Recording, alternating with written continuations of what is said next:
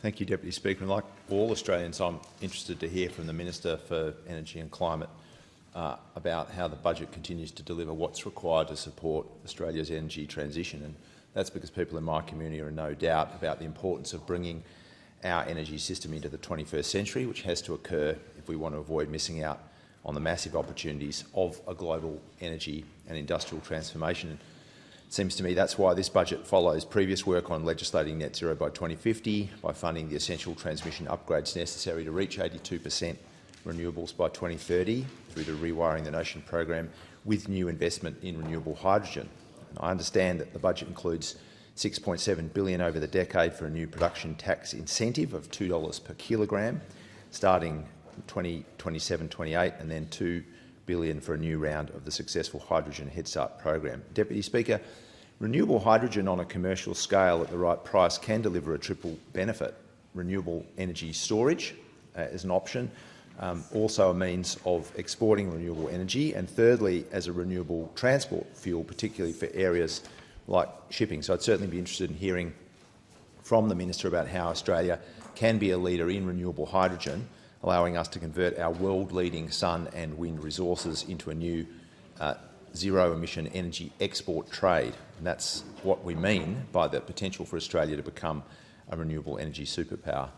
Meanwhile, Deputy Speaker, the only energy plan we've heard in response to the budget from those opposite is in the form of a deep and delusional desire to go nuclear. And I would be interested in hearing the Minister's views on that. I'm not sure you can call the Coalition's approach a plan, because we still don't know how many nuclear reactors or where they'll go, or when they'll be delivered, who will build them, or how much they'll cost, but presumably we're going to hear that pretty soon.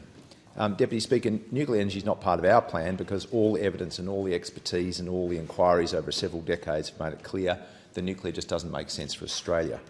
It's the most expensive form of new energy generation. It takes ages and ages to build. It's fundamentally uncommercial and uninsurable, and it presents grave risks to environmental and human health.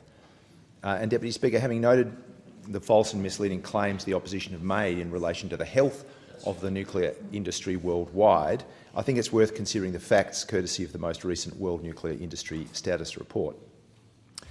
Nuclear power peaked as a proportion of global energy back in 1996.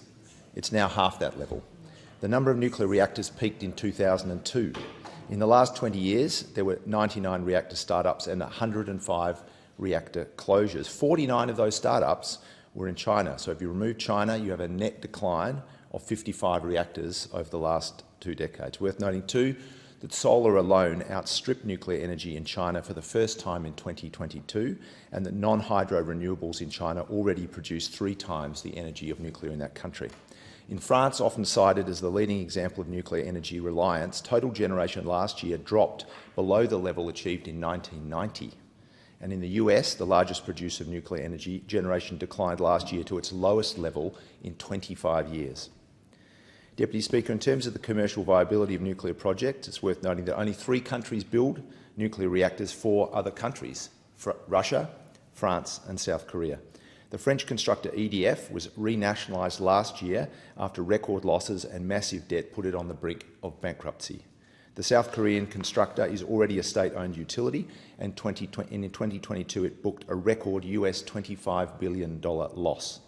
Of course, in Japan, which last year began a 30-year process of discharging contaminated water from the Fukushima disaster into the ocean, there are still 27,000 people displaced, and the government has estimated the clean-up cost at US $223 billion.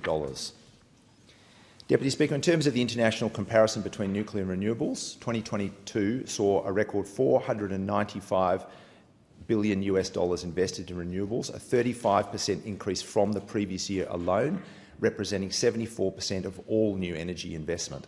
New nuclear in that year only amounted to US $35 billion. Renewables added 348 gigawatts of new capacity. Nuclear added net 4.3 gigawatts in operating capacity. After 70 years, nuclear now accounts for 9.2% of global energy, yet non-hydro renewables are already at 14.4%. Deputy Speaker, does that make nuclear sound like a technology that's on the rise? Absolutely not. It's the opposite. Nuclear is a 70-year-old technology in decline, and I'd ask the Minister, how ridiculous and how harmful is this secret delusional plan?